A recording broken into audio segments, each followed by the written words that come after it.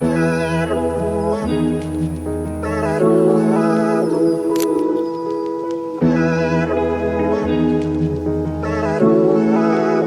大家好，我是 Venus， 欢迎来到新的一集的新鲜人求生记。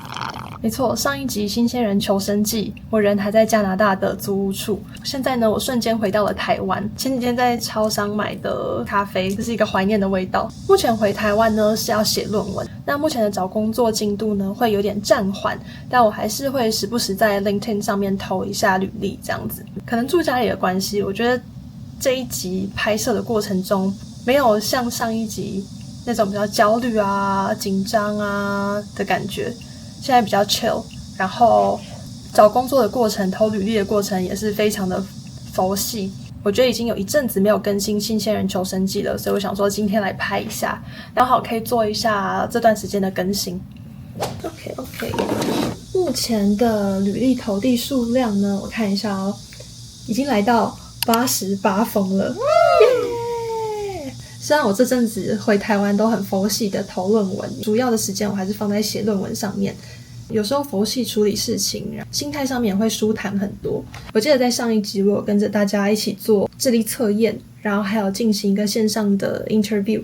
其中一间 interview 的公司呢，他有再回信给我说，他们目前还有缺实习生，但是那个实习的时长还有实习的薪资都不符合我的期待。所以我又再回信给人资说，因为我在今年会毕业，所以我希望如果有 full time 的话会是更好的，所以我婉拒了那个实习的 offer， 跟他说如果有 full time 的话，我会很有意愿去尝试看看。那目前是没有收到回信，这就是第一集求生记的更新。刚刚大概1小时前收到了我前几天投的其中一个职缺，他们的人资 email 给我。We think you might be a great fit for this role。它是一个行销相关的工作，然后是一个应该是加拿大 base 的远端的工作。他请我进行他们的下一个步骤，就是 video step， 然后还有职业问卷。那我想说我等一下花一点时间来研究一下这个职缺，然后这个公司他们在做什么。研究好之后呢，我就可以直接打开我的电脑进行线上的 video step。那就 wish me luck。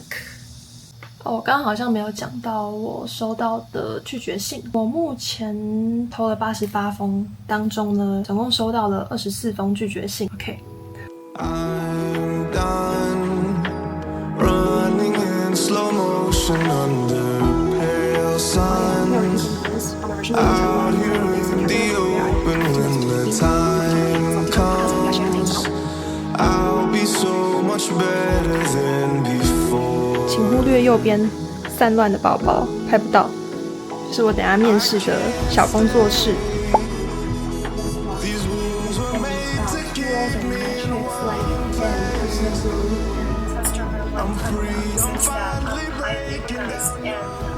今天早上家教刚结束，然后是快乐的周五小周末。原本昨天一直很想要游泳，然后就约我妹今天去游泳，但是呢，现在外面正在下雨，我就没有办法去游泳了。现在坐回我的书桌前面，今天点了一个茶汤会的焙茶观音双 Q 奶茶，超级无敌好喝。焙茶的那种浓郁的口感，然后又有一点铁观音的茶味，然后再加上双 Q 是珍珠和咖啡豆，超爱。OK， 离题了。我想说，既然今天没办法出门，那我就在家上我的线上课好了。5月的时候有买1整年份的线上课程，趁这一年在找工作的时间，有空的话我就来上一下线上课程，还可以帮 LinkedIn 上面多增加一些证照。跟大家分享一下我现在在看的课程，这个是 Google 的 Digital Analytics 的课程，然后我刚开始。Digital properties and to improve your marketing and business decisions. If you run a business that uses a website or mobile app, 还有另外一个课程是 Google Digital Marketing and E-commerce，它的内容有顾客互动啊、email 行销啊、行销分析等等的，我觉得看起来非常的有用。但这个课程呢，因为它非常的丰富，所以整个课程上完呢，会花半年的时间才能拿到证照。感觉这个阴雨绵绵的日子呢，就是要睡午觉醒来，然后一边喝着饮料，一边认真学习。题外话，我最近回台湾跟家人一起住嘛，目前呢，我家人在工作上面算是遇到一个瓶颈，就他这半年都一直在学新的东西，他觉得自己的能力不足。前阵子就看到 Threads 上面有人写这一段文字，我来念给大家听。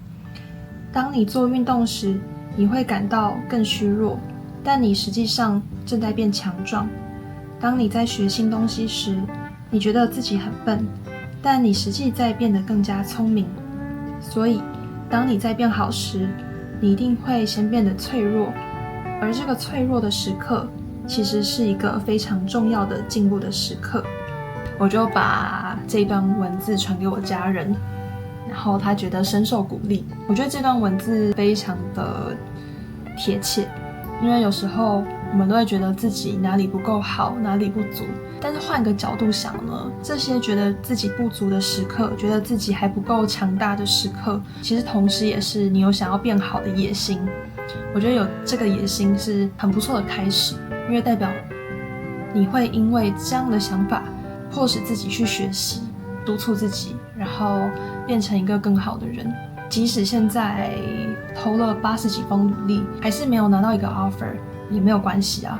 刚好趁这段时间可以专心致志在我的论文上面，陪家人啊，在家做运动啊，有时间的话可以学新东西。那我觉得这段时间也算是一个一边充电一边让自己更强大的时刻。Hello， 跟大家分享一下，这是我的新电脑。我上一台 Mac 用了大概超过8年左右，是我从高中毕业上大学开始用到现在，研究所也即将要毕业了。我每次在剪片的时候呢，它非常的卡，非常的钝，然后风扇的声音非常大声。差不多在我即将毕业的这个阶段呢，我妈就决定送我新的 Mac 作为我的毕业礼物，非常的开心。那这一集第2集新鲜人求生记，目前是7月底左右，目前还没有收到任何的 offer。但是呢，我想要跟各位新鲜人朋友们呼吁一件事情，大家在找工作的时候，收 email 的时候务必要谨慎小心。因为呢，我到目前为止呢，我已经收到了2封诈骗的 email 了。那其中一封是这样，他写的洋洋洒洒的，然后这个人叫做 Evelyn Carroll。那 Evelyn 呢，她就自称她是 Meta 这间公司的高阶招募人员，然后她说她现在正在招募 social media 的 director。那她觉得我的履历、我的经验非常的适合做这一份工作。那在这一个 email 下面呢，就有一个可以点进去的 schedule your appointment。我看到这一封 email 的时候呢，我就回去查我的 job listing， 目前投的这些职缺当中有没有 Meta 公司。但我发现我没有投任何 Meta 的工作啊，所以呢，我就把这个 email 的内容文字复制贴上。在 Reddit 上面看到很多也是同样招募 social media 的 specialist 或是 director， 同样的内容，然后就发现这个是诈骗啦。有非常多人在这2年收到自称 Meta 或是 Threads 的招募人员，然后他们现在正在招募 social media 招募社群内容相关的职缺。所以在新鲜人求生记的最后呢，就要跟大家说，找工作这件事情呢，真的是急不得。那在认真找工作之余呢，也要务必要小心谨慎，免得在你还没找到工作的时候就落入这个诈骗的陷阱了。这一集的新鲜人求生记就到这里啦。如果你喜欢我的内容的话，可以帮我按赞，或是分享给可能也会喜欢我的内容的新鲜人朋友们。你们的每一个赞、每一个订阅、每一个留言呢，对我来说都是继续找工作、继续拍片剪片的动力。那我们就下一集影片再见咯，拜拜。